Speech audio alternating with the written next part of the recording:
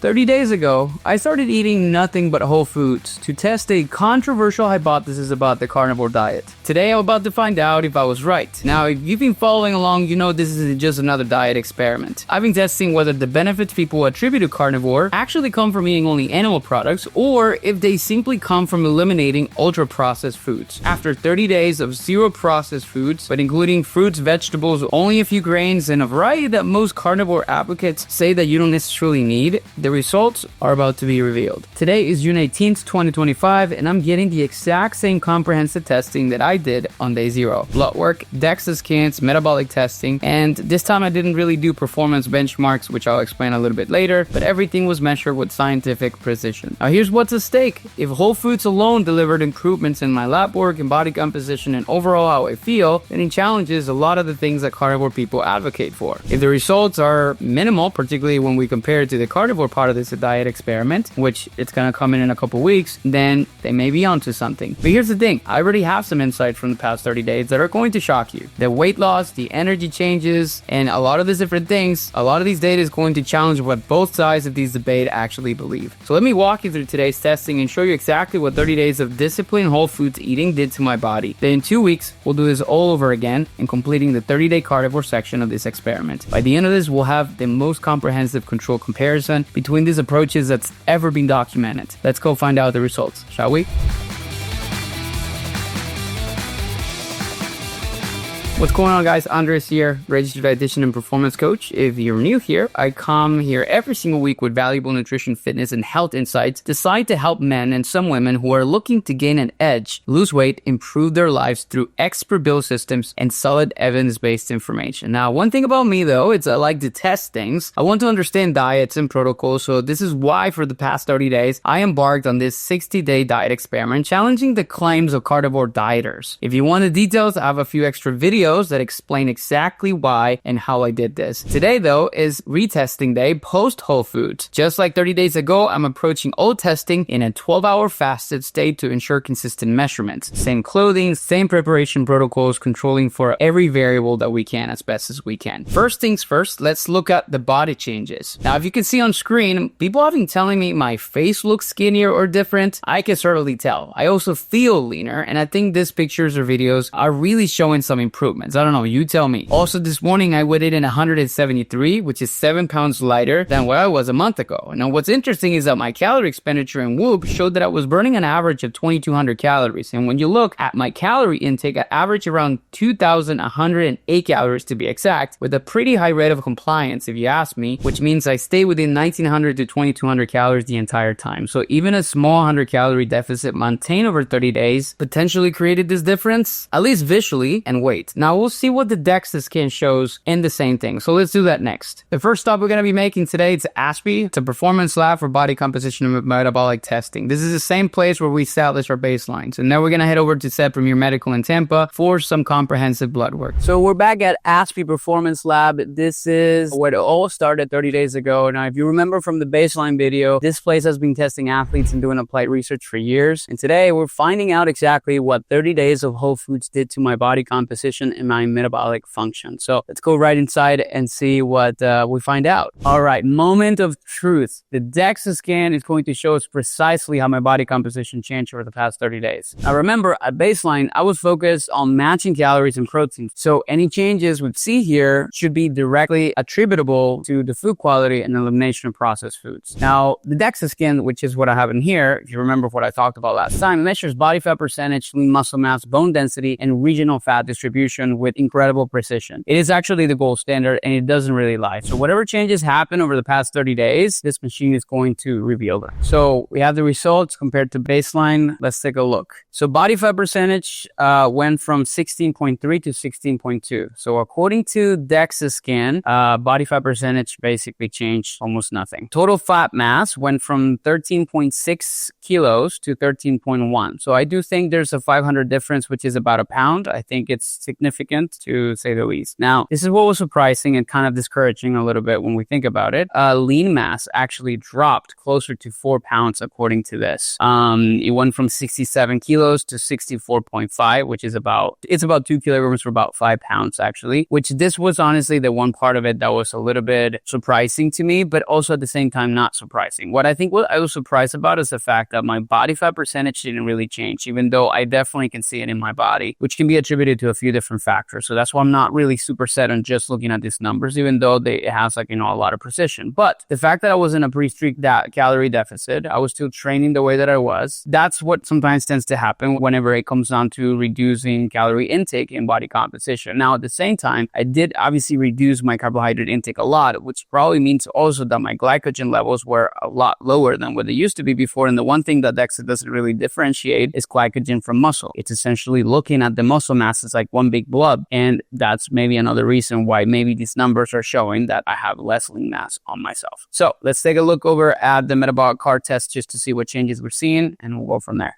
Now, for my metabolic testing at baseline, my resting metabolic rate was 1,714 calories per day with a respiratory quotient of 0.83, which indicated basically that I have mixed fuel utilization. Now, let's see if 30 days of whole foods change how my body processes and burn fuel. Now, the metabolic cart, which is right behind me, measures gas exchange, as I explained last time, which means oxygen consumption and carbon dioxide production, which tells us exactly how many calories I burn at rest and what type of fuel my body prefers. Now, the changes here could indicate improved metabolic efficiency or any type of shifts that I may have experienced in fuel utilization. Let's get this done first, and then I'll show you the results in just a minute. All right, so I got my metabolic cart result tests.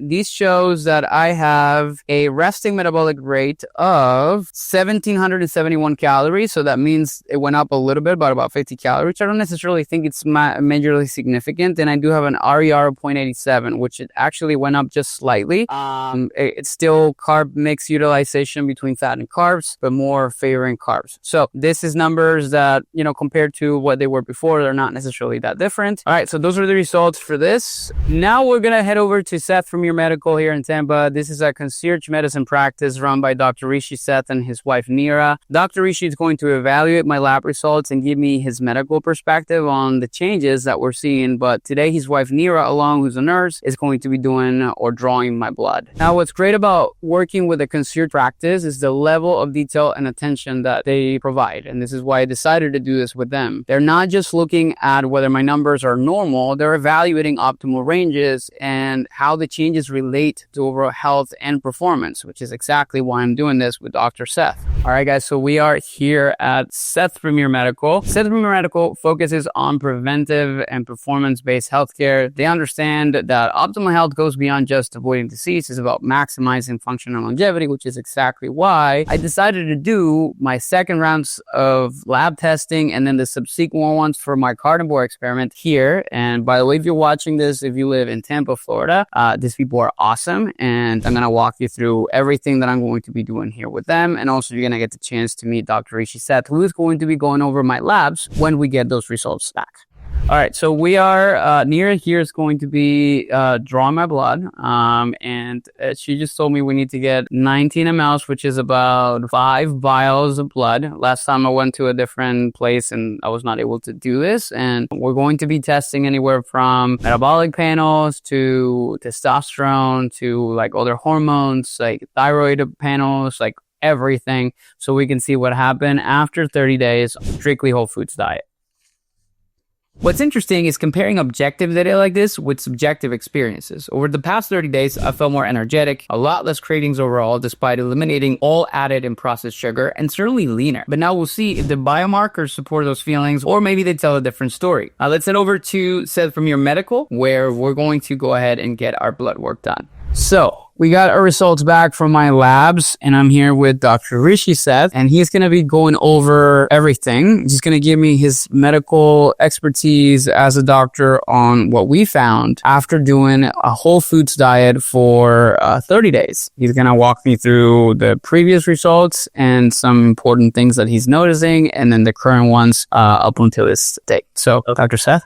if I was to go over this, you did 1 month of Whole foods only. So I cut down all sugar, all artificial sweeteners, all gluten, all dairy, with minor exceptions. Mostly a lot of grains, so pretty much just whole foods, tubers, and a few grains like rice, and lots of fruits and vegetables, lean meats, and things like that. what kind of meats were you eating? I had, for the most part, chickens and fish, with probably 3 to 4 servings of lean beef per week or so, like a 96% lean. Yeah. Okay. All right. So major change in the diet. The blood counts tell us that your red blood cells are fine. Your hematocrit is the same, which means that you're not dehydrated and stuff like that. And your concentration of your blood count in your fluid is appropriate. Your platelet levels are appropriate. The differentials are appropriate, but your white blood cell count is on the lower side. It's borderline low. I wouldn't worry about that. That tells me that can be a lab error that if I check today, it would be normal. And it's like just on the borderline. So Okay. I would not stress about that. Your iron studies, your iron binding capacity, your total iron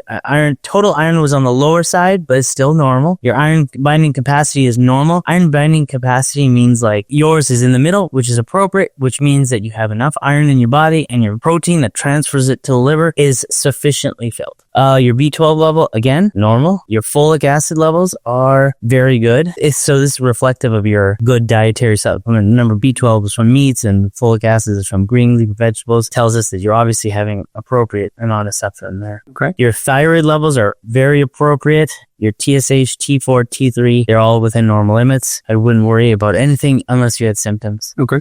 C-reactive protein, again, negligible. Inflammatory state is the same. Okay. Your vitamin D levels in this one are on the lower side, but I mean, you're not any insufficient. You're still an optimal level. Okay. Your levels are 40 and this last one is 50. I would take this with a grain of salt because remember, vitamin D is a fat soluble, vitamin. You're not going to have fluctuations of your vitamin D significantly within a week. This may just be a lab issue. Yeah. Cause I saw the trend. I was like curious about that. Yeah. I wouldn't worry too much about this. Do you take supplementation? Not currently because of the diet experiment I'm doing. Oh, I see. So now your cholesterol levels. So your total cholesterol level is 231, which again is elevated and it's just borderline elevated from where it was before. The reference range is less than 200. So again, you're elevated to 225 to 231. These are within, parameters. I think that would be. So there's basically no change and it's too little of a time to really tell. That's right. If you plot it on a graph, it looks like it's going up. But if you plot it on a very big graph, it looks like a straight line. Yeah. Okay. Your LDL cholesterol, again, very similar. 152, 150, very similar. I would describe this as a no change. Okay.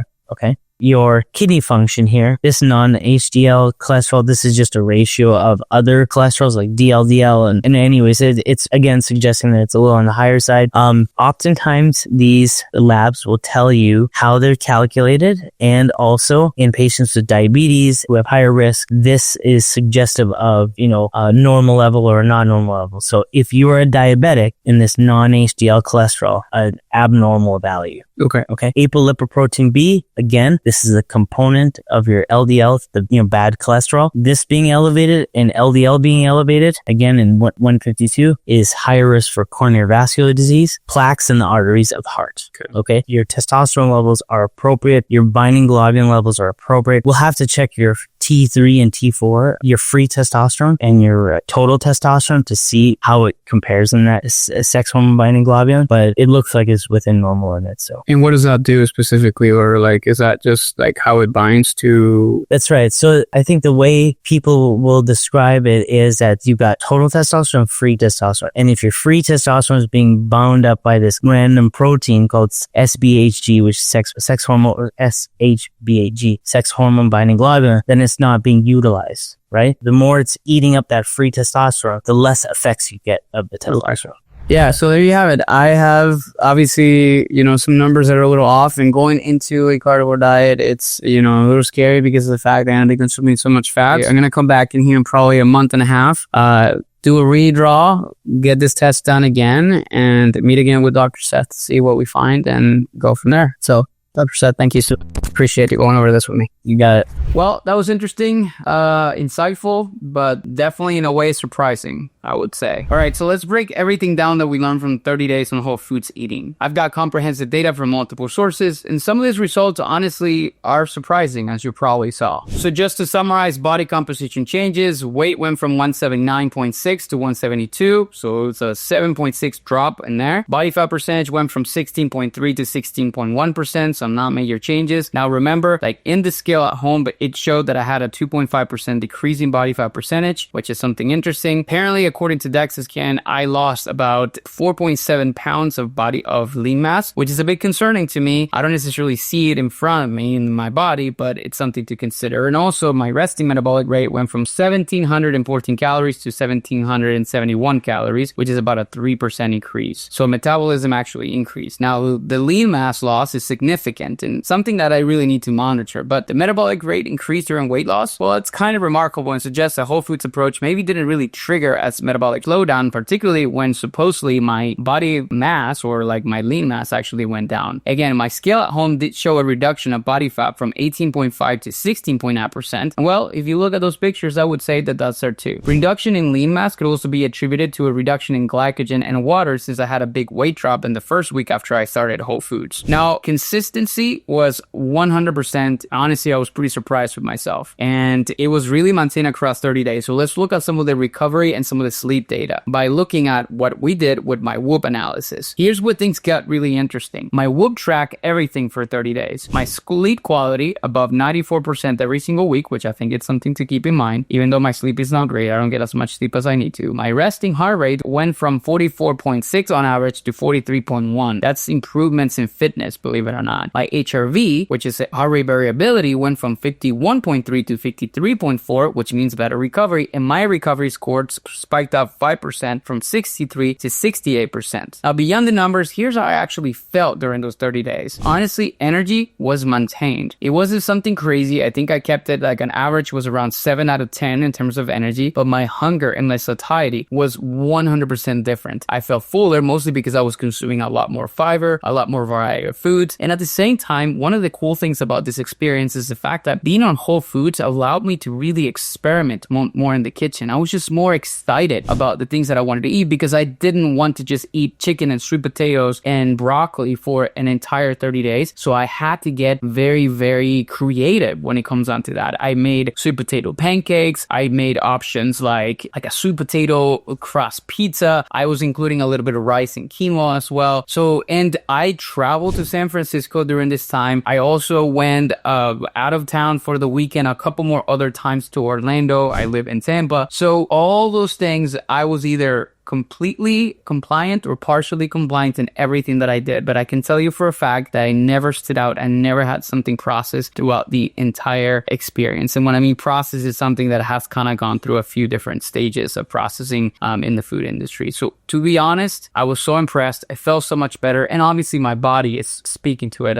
as well. And you saw the pictures. So the question is, where do we go from here? Well, the whole food phase is complete, but the experiment is far from over. I'm currently on a 14-day at Libitum eating period, which means that I'm eating according to my own hunger cues without controlling for calories or macros. I'll still be measuring everything except for calories and protein intake. Now, this phase is going to show us how my appetite regulates after 30 days of structured eating, whether I naturally maintain or gain or lose weight when not really tracking a lot of the calories in food, and if the habits and the preferences that I developed during the Whole Foods actually persist throughout this entire process. And also how my performance and recovery changes without really structured nutrition. Then comes 2 weeks of a washout period, which is going back to eating just like I was before I did this experiment. This includes some processed foods that I was eating before back into the diet, my normal eating patterns, my food choices, much less structured meal timing. And interestingly, I so happened to have a weekend cruise on the very last weekend of this washout period that wraps this entire period up with a bow. Now, this washout period is crucial because it establishes a neutral baseline before the carnivore phase begins. We need to see if any benefits from Whole Foods persist, disappear, or if returning to my previous diet creates noticeable changes. Then on July 16th, the real test begins, where I'm going to do 30 days of eating only animal products. No plants, no variety, no processed foods, just meat, fish, eggs, minimal dairy. We'll be matching the same amount of calories and protein targets as the whole foods phase, so the only variable is the food source. This is where we answer the core question: are carnivore benefits unique to animal products, or do they simply come from eliminating processed foods? Based on what we've seen so far in the whole foods phase, I have some predictions about what carnivore will show, but I'm not sharing those yet. I want to see the data matches my hypotheses. Now, what you can expect over the next week is you'll see daily documentation of the at Libitum period, weekly updates during the washout period as well, the blood work analysis, which you already saw, and comprehensive carnivore phase preparations. And I'll walk you through everything from what I get and all those different details, and eventually the most detailed comparison between approaches in whole foods and carnivore that has ever been documented. Now, if you want to follow along this experiment in real time, make sure you're subscribed with notifications on so you don't miss anything. And I'm also posting daily updates on Instagram and TikTok at Andres Ayesta or Andres the Dietitian. Now, the whole food phase gave us really cool insights. The real test is coming. Now, let's see if carnivore can deliver anything beyond what we already talked about and we achieved. The one thing that I will tell you that is clear is eliminating processed foods creates major changes, and I highly recommend it. The question now is whether animal products alone can do even better. Thanks so much for following along on this journey. We'll see you next week in a brand new video. Stay tuned.